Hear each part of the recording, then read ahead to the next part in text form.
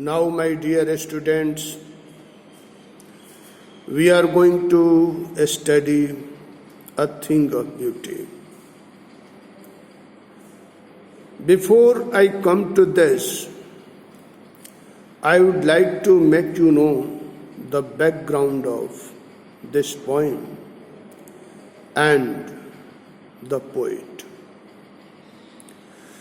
There is an ancient story, a Greek story, the story of Cynthia. Cynthia was is the, you may say, the goddess moon, the spirit of the moon, and the spirit is reflected in the body. And so the beautiful spirit of Cynthia is reflected in the beautiful orb of the moon.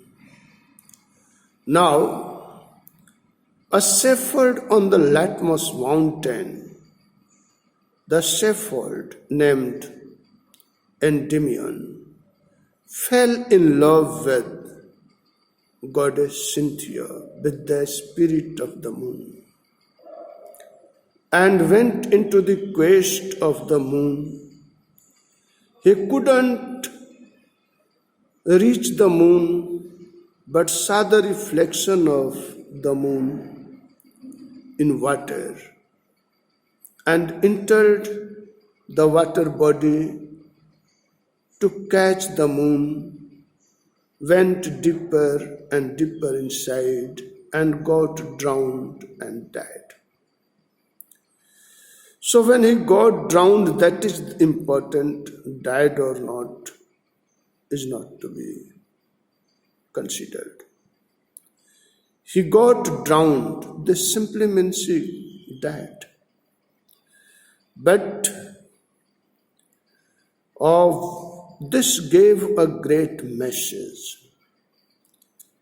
Kabir says that one who got drowned in the river of love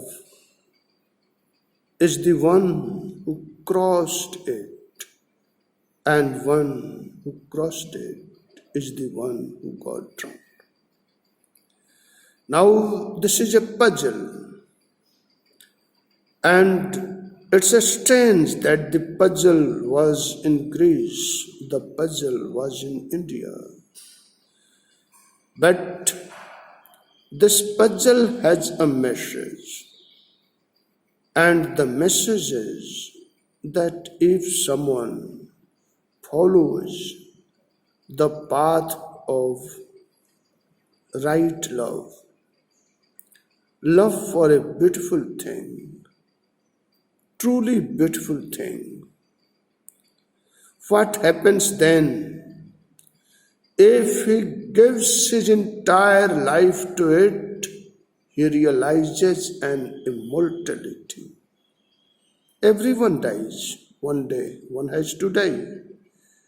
But most of the people die pursuing hatred, jealousy, ugly things.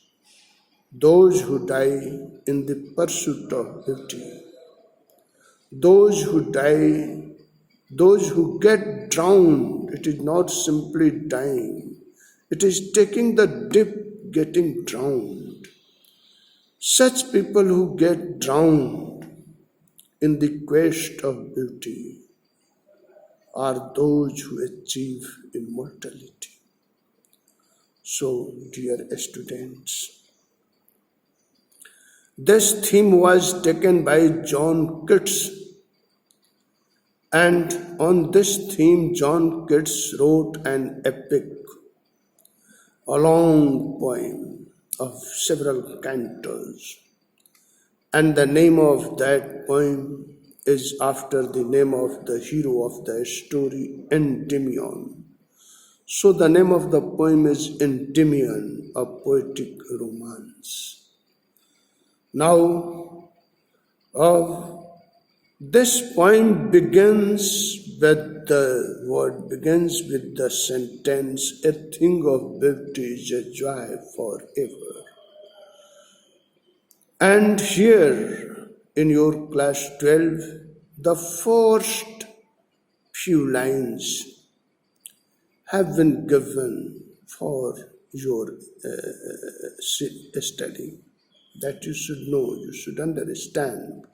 It is very beautiful selection for the students of class 12, that they should know that in life they should run after good things, divine things, beautiful things, rather than spending their life in something hateful, ugly, despicable, etc. Now, let us know something about John Keats. John Keats is one of the most noteworthy uh, romantic poets of the second phase of Romanticism in England. This means there has been the first phase first, and then came the second phase. Which phase was the first phase? That was the age of William Shakespeare. So, that age of William Shakespeare, because of the personality of William Shakespeare, is called the Shakespearean age rather than the Romantic age. But that was the first phase of Romanticism in England. Historically, also at that time, there was ruling Queen Elizabeth. She was such a great queen that again the age was named after him. Historically, it was the Elizabethan age. So that Elizabethan age or the Shakespearean age is actually the first phase of Romanticism in England. And John Keats was in the second phase of Romanticism. Now, next time I will discuss about life and style of John Keats and his approach in this point. Thank you.